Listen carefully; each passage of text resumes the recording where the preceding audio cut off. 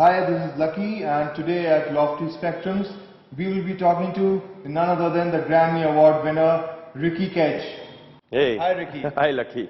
How are you doing? Very, very good. Yeah, it's been a pleasure. It's been a pleasure coming here to your lovely home and talking to you. Pleasure to have you. Yeah, and so I would want to talk about, as we all know, that you've been making waves all throughout the world, not only in our country, from past many years now, and so everybody wants to know a bit more about you. So let's talk about your early life, Ricky, first of all. So where were you born, and how did you come to music, and what exactly happened? I guess, yeah, long story short, I was born in America. My parents, that is my dad, was a doctor over there. And when I was 8 years old, that's when my entire family decided to move back to India. So I moved back. So I'm lucky that I was just 8 years old at that time because I could adjust very easily to India. And yeah, so I was always into music. So I was always into listening to music. Then after that, I moved into playing music. And when I was in my 12th, that's when I decided that I wanted to take music as a profession and I wanted to do music for the rest of my life. And that's where we are at right now. We also heard that you're a dental surgeon by Qualification. education, Yeah, only by qualification. Okay. So what happened is that, as I mentioned to you, when I was in my 12th, that's when I decided that I wanted to do music as my profession, as my hobby, as the only thing that I wanted to do for the rest of my life. And in my endeavor for doing this, I went and told my parents that, that I want to be a musician. And they obviously thought I was completely crazy. And yeah, so you know how it is with Indian parents. And so then after a lot of fighting, a lot of heartache, a lot of arguments with my father, finally we reached a compromise that I would finish off a degree in dental surgery since he's a third generation doctor. Wow. So I would finish off a degree in dental surgery, and once I finish off my degree, I can do whatever I wanted with the rest of my life.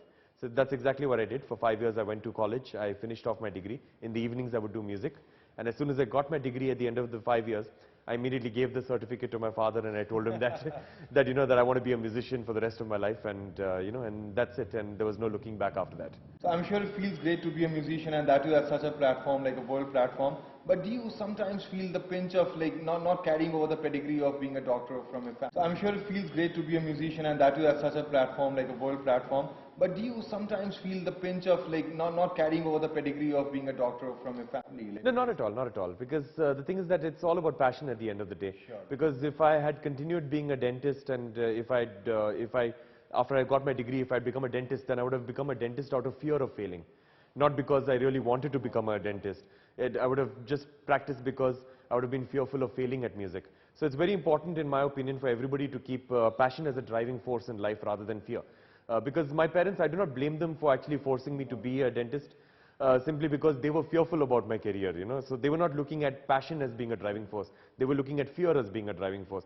Fear of failing, fear of not probably getting married, fear of like, what do I tell my relatives about what does Ricky do and stuff like that. So that's what. So it's very important to keep passion as a driving force. And even if you fail at it, it's all right. But at least you tried. And then we wouldn't have got such a great musician as we have in front of us today.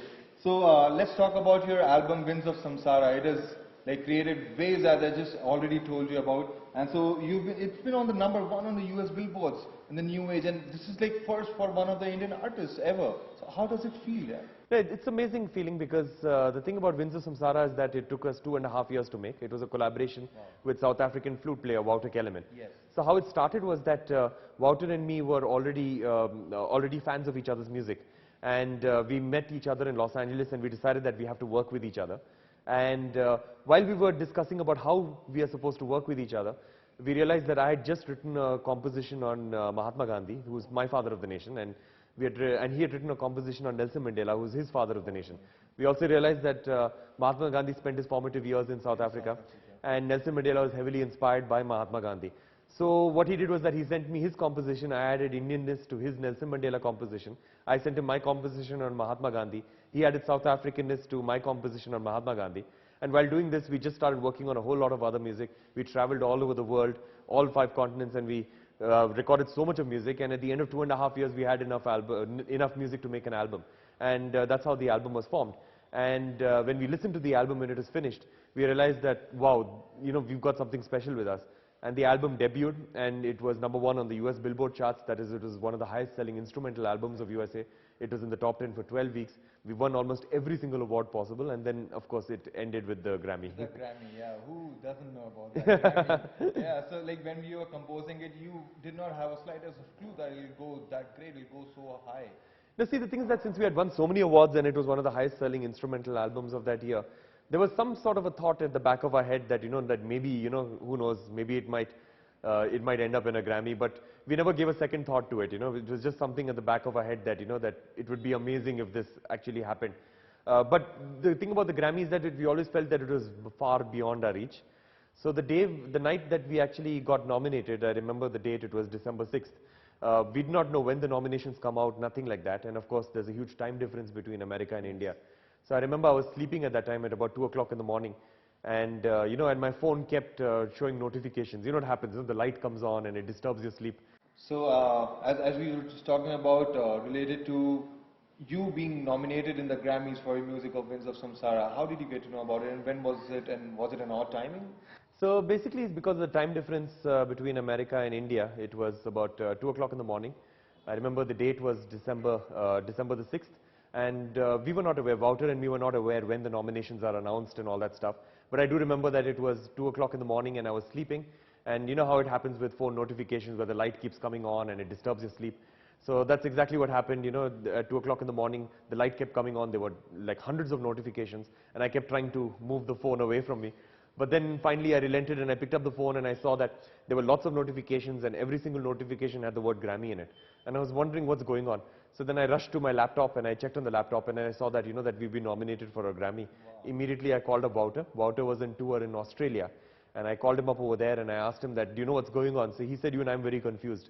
And then that is when the Academy, that is the Grammys itself, called us up and they said that, that you've been nominated, and we checked on the website and they said that it's been announced that you've been nominated, and they told us the rules and regulations and when the award ceremony is and what you're supposed to do and stuff like that. And then all of that was a very surreal experience. It took a lot of time for it to sink in.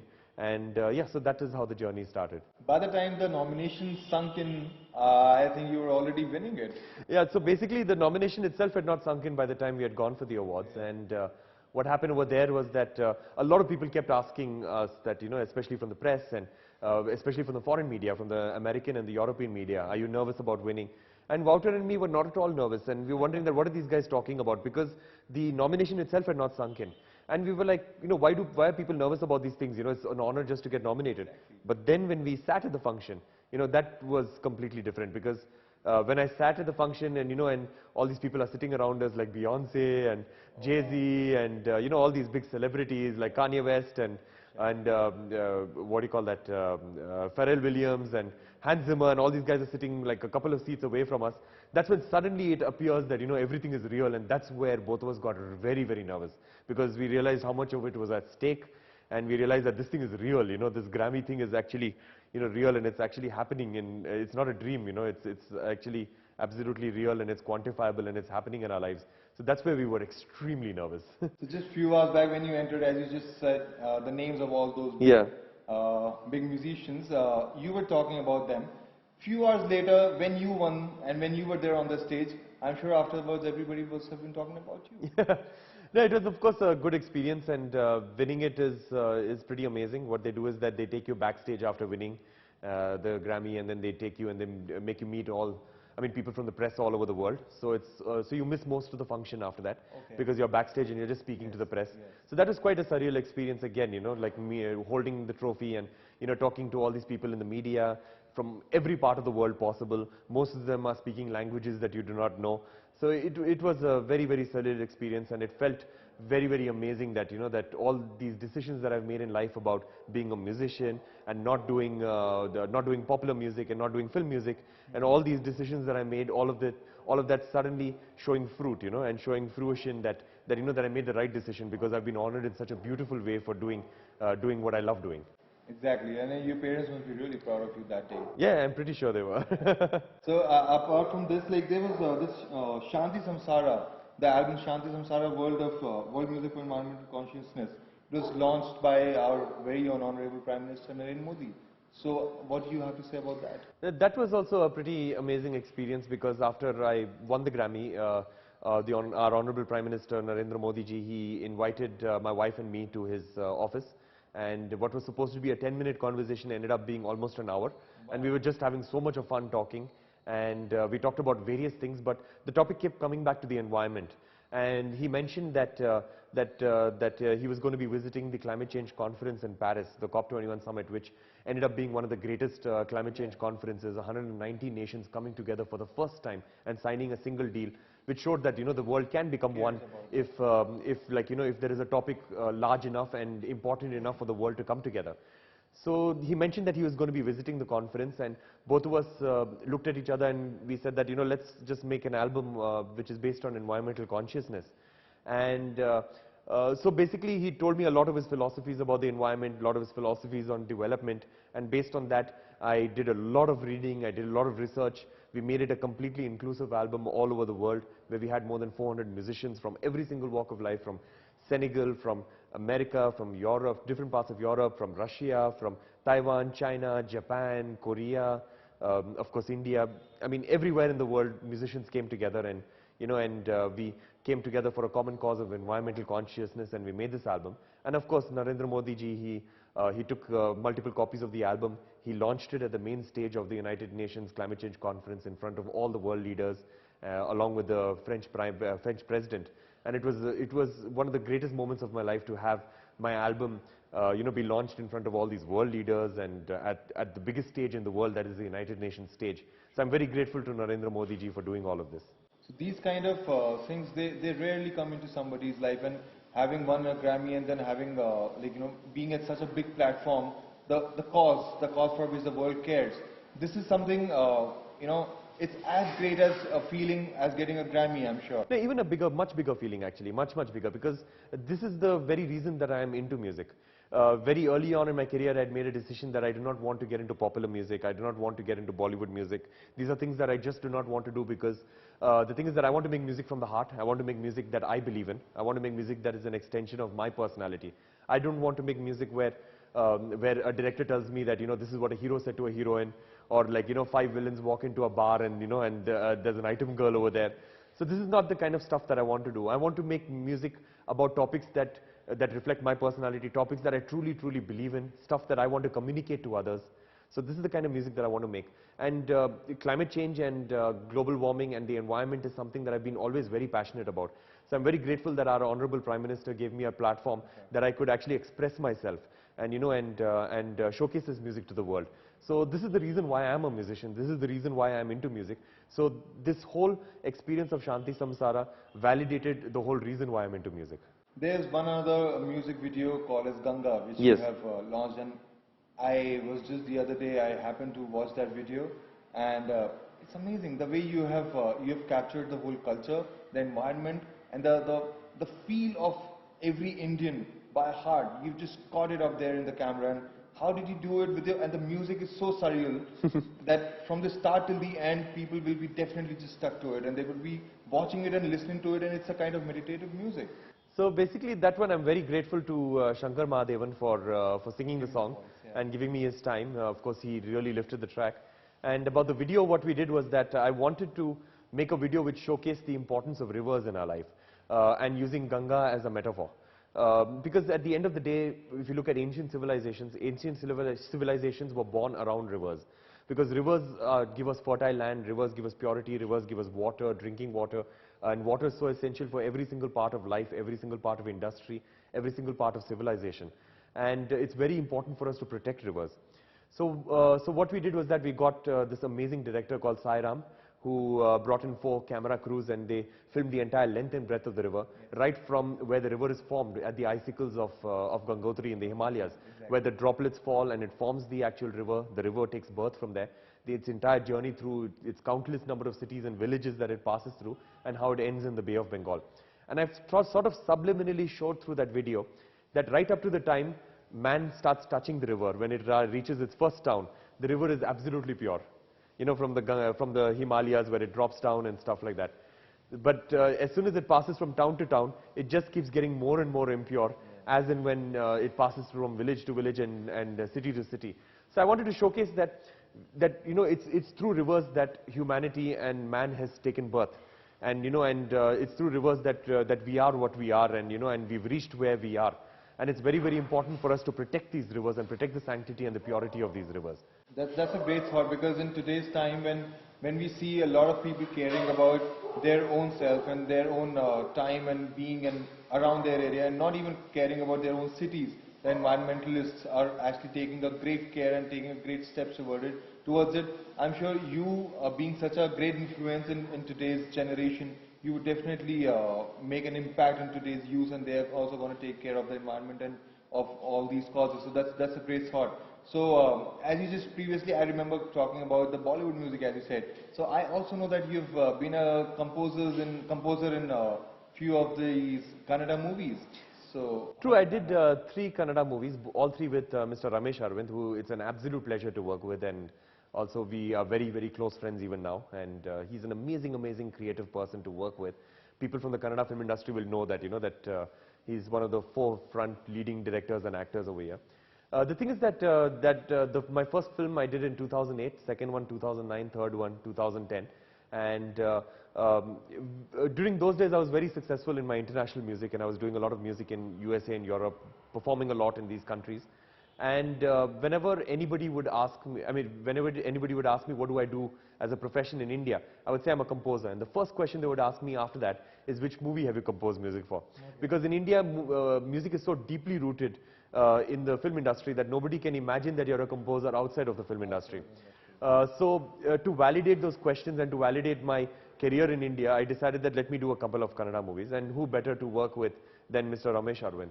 So I did those 3 films, but at the end of the 3rd film, I realized that the film industry is just something that I cannot be part of, because it's not me as a personality. It's something that I would never be good at, because for me, music has always been something that I create from the heart. And I would rather not make music that is created from a brief or which is somebody else's sensibilities. So that's why I decided that the film industry is something that I just don't want to be part of. Music being music, you being an avid musician, you being a lover of music, I'm sure you must have enjoyed giving music for the soundtracks of the film industry as well. No, of course I did enjoy what I did, and I liked the music that I created. But it was just not me as a personality, in the sense that for me, when somebody or a fan or any listener listens to my music, they should know what I am as a personality. And the thing is that if they listen to an item song, then that's not me. That's not you. So that's what. So basically, that's not me. That's not how I think. That's not. So basically, every single piece of music that comes out of my studio has to reflect me as a personality. Like for example, if you look at the West, you look at a person like Adele. You know, Adele, every time she breaks up with somebody, she writes a whole album on that. So every single album of hers is a reflection of her personality. John Mayer, every time he falls in love, he writes an album on that. If you look at a band like U2, or you look at a band like Coldplay, what they do is that if they feel politically strong about something, they write music about that. So for me, I want to chronicle my life, I want to chronicle my experiences, and I want every single song to be a reflection of my personality. And when anybody listens to my music, let's say music that I created in, let's say, 2011, that is, or 2014, for example, Winds of Samsara. Maybe in 2040, if somebody listens to my music that I created in 2014, that's Winds of Samsara, people should know exactly what kind of a person I was in 2014. So that's how I want my music to be. That's a great thought. So, like, as you said that this is your personality and everybody would relate to it, I'm sure people accepted and liked your personality a lot, as we know. There's a proof to it. You've won awards for that and accolades for it. So, having said all that, like, you've made a great and a big name of for yourself and across the globe, not only in our country. You've met great personalities. So, how did you, like, once you were just about to meet people like our Honorable Prime Minister Narendra Modi ji, or maybe the Big B, the Amitabh Bachchan, and maybe A.R. Rahman, and how were you like kind of starstruck, or were you kind of thinking you wanted to, did you have some previous thoughts to it before meeting? All the personalities you mentioned are extremely inspirational, very, very inspirational, and something that it means a lot to me that I could get their time and I could meet them and stuff. So that way, because all the 3 people that you mentioned, that is our Honorable Prime Minister Narendra Modi, Mr. Amitabh Bachchan, Mr. A.R. Rahman, all 3 of them have been huge influences on my life, and in fact, even artistically. So it's just amazing to just be in the same room with them and to share ideas with them, to work with them, and so I guess I wasn't starstruck as such.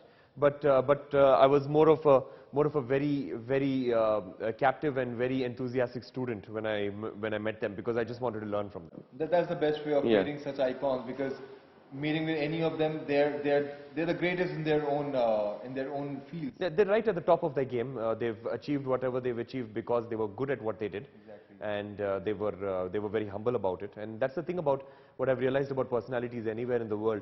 If they're legendary, and and if they're at the level of Mr. A.R. Rahman and Mr. Amitabh Bachchan, then they're usually extremely humble, because without humility, it's not possible to reach where they are. Possibly where you are. So I'm sure I see a bright future for you, because the kind of humility that I see in you, that's amazing. Giving time to people like us. Not want at all. to just interview you and My want pleasure. to just talk to you about your achievements, and actually we also wanted to bring it to the notice to the world, to the younger generation today, that what today's generation people like you are doing for the world and the environment, not only for yourself. So this is a kind of great learning for everybody who actually wants to succeed in any of the fields, not only music. They would want to just take it up in a way where they can influence the world, they can just do something great for the world. Any kind of art form, not just music, whether it's dance or whether it's theater, whether it is film, or even if it is fine arts. The thing about it is that it's always important to communicate a message, in my opinion. Otherwise, it's of no use. The art form is absolutely of no use. You need to communicate a message. Either it needs to be a message of love, or it needs to be a message of peace, or it needs to be a message of betterment of society, to advocate some sort of social message, or to talk about the environment, to talk about protecting the earth. It's very, very important, in my opinion, to just send out a message. Because it's shocking that sometimes if you listen to pop songs, and you have a 4-minute song which is just singing about somebody's butt or something like that, So the thing is that, of course, these songs do exist because they've got an audience for it. But in my opinion, I would encourage all artists, especially the younger generation, to always send out a message and communicate something through art. Because if you communicate something through art, it's got so much more depth, and it has got so much more what you call quantifiable energy, that where you are actually doing something to make the world progress. And talking about, like, in our music, we can also talk about the achievements that are past, Exactly. our forefathers, that Exactly. have done it for our country. Exactly. So that we get some kind of influence, we get some positive influence in our Correct, lives. correct. So that's also pretty important. So that actually is pretty great. I would like to call my my co-host here from Lofty Spectrums, Softy, so that we can just have a final words with you here in front of camera. That's cool with you? Perfect, perfect. Let's do that. Yeah. Hi, this is Softy and for Lofty Spectrums, and I'm in conversation with nobody else, none other than the Grammy Award winner, Ricky himself. Hi, Ricky. Hi, it's an absolute pleasure speaking to you. It's an absolute pleasure, and I was in fact very nervous before I started talking to you, and I was like trying to keep out of the scene. But him being such a humble person, I feel like I'm talking to a friend now. All this while when you and Lucky have been talking, the message which I could get is that one must follow their dreams Correct. and listen to your heart and do what you are. It's about being yourself. Yeah, true, because the thing is that it's not just about following your dreams, but following your passion, and also ensuring that you're wise enough to realize that you're good at it. It's very important, because not just following your dreams, one can just fall into a well, or or do something that they're absolutely not good at, or have a false idea about what they themselves have as skills. So it's very important to be passionate about something. It's very important to follow that passion and to understand completely if they're good at that passion. Your understanding of yourself is something which really does matter, of course, that is true. If you're overestimating yourself, Yes. I don't think I would never want to tell the youth that overestimate your things, and do not, I mean, you need to put that kind of effort and hard work, and definitely you must be talented enough Correct. to make something as your dream and go ahead with it. Correct, correct. Ricky, I have the inside sources. I've heard that your mom says that your artistic talents are, given to you, passed on to you by your grandfather, Sri Janki Das, Yes. who was an actor, an Olympic cyclist, and a freedom fighter. Wow. He's a great personality, Mr. Janki Das. That's my grandfather. I have very, very fond memories of him as a very, very doting grandfather. I'm sure. And I used to spend a lot of time with him. So I guess the one thing that I got from him was about following your passion, because he changed his career many times during his life. He started off as being an Olympic cyclist. Yeah. He's won medals at the Commonwealth Games as a cyclist, and also he then became a freedom fighter because I hope we all are proud of Ricky, every Kannadiga, every Indian, and globally the way you've made name for yourself and for That us. reminds me, you are a half Punjabi and a half Gujarati. Marwadi. Marwadi. Yes. Oh wow, so that makes even the whole of India proud of you now. Yeah, I wouldn't call myself that. I would say that my dad's Marwadi, my mom's Punjabi, and I'm a Kannadiga. That's like being real global now.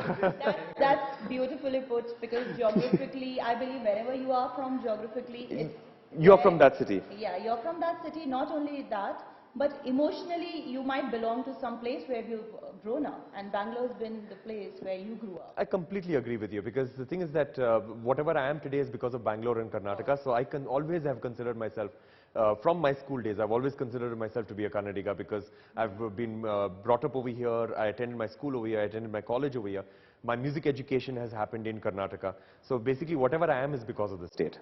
So today we realize the basic characteristics of Ricky as a person is his humility, his gratitude for everybody who has come and influenced his life, and as a musician, his journey as a musician, and it's an absolute pleasure.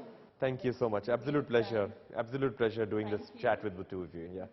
Bye-bye. Thank you. This is composer Ricky Cage, and you're watching Lofty Spectrums with Lucky and Softy. And watch this space for some amazing lifestyle blogging.